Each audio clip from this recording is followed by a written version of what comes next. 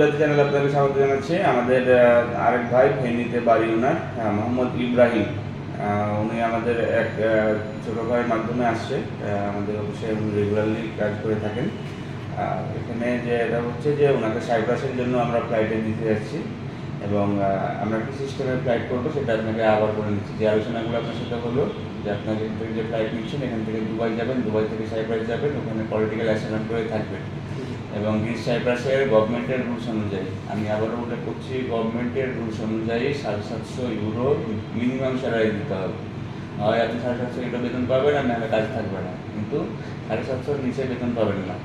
ঠিক আছে? এই কথাগুলো কি আপনাকে, যে আপনি যে এজেন্টের মাধ্যমে আসছেন, আপনি যে ভাইয়ের মাধ্যমে যে আসছেন, আপনি কি আপনাকে বলছিল যে আপনি সবগুলো জানা শুনে যাচ্ছেন?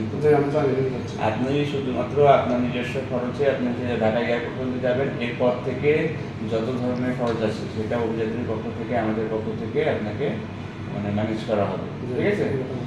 আর যেটা বলি যে যদি কোনো প্রবলেম হয়, এটা যেহেতু ফ্লাইট হচ্ছে, যদি কোনো জায়গাতে আপনি কোনো মানে ইনসিকিউরিটি ফিল করেন অথবা প্রবলেম মনে করেন, তাহলে আপনি আপনার বাড়িতে জানানোর আগে অবশ্যই আমাদের সাথে যোগাযোগ করতে হবে, কারণ এইটার সলিউশন একমাত্র আমরাই দিতে পারবো।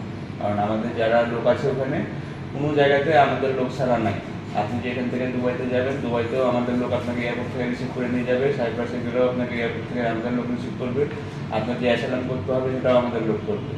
ইভেন আপনার যে অ্যাম্বাসি, ওখানে যে লয়ার ধরতে হবে, সেই লয়ারের ফিও আমরা দিয়ে দিই। আপনার কোনো খরচ করতে হবে না, কিন্তু আপনাকে যদি টাইমে একটু হেরফের হয়, যে একটা টাইমিংয়ে তো একটা হেরফের হতে পারে, সেগুলো মেনে নিতে হবে, এই মানসিকতা থাকতে হবে। এইসব কিছু তো আপনি বলা হয়েছে, তো বলা হয়েছে না? এখন আপনার যদি কোনো কথা থাকে তাহলে বলতে পারেন, আপনি যেমন ফ্লাইট নিলেন, যেটা আপনার মনে করেন অনুভূতিটাই। আমার কোনো অনুমতি নেই, যেভাবে বলছে এভাবে কাজ হয়ে গেছে, আপনি যেভাবে বলছে এভাবে কাজ। আশা করা যায় যে আল্লাহর রহমতে আপনাদের যেভাবে বলছি সেভাবে আপনি যেতে পারবেন, হ্যাঁ, এবং ওখানে যায় সেটা ডাউন হতে পারবেন। কিন্তু ওখানে যে একটানা আপনাকে 3.5 থেকে 4 বছর থাকতে হবে। এর ভিতরে যদি আপনি চলে আসেন তাহলে আপনি যেতে পারবেন না। বুঝছেন?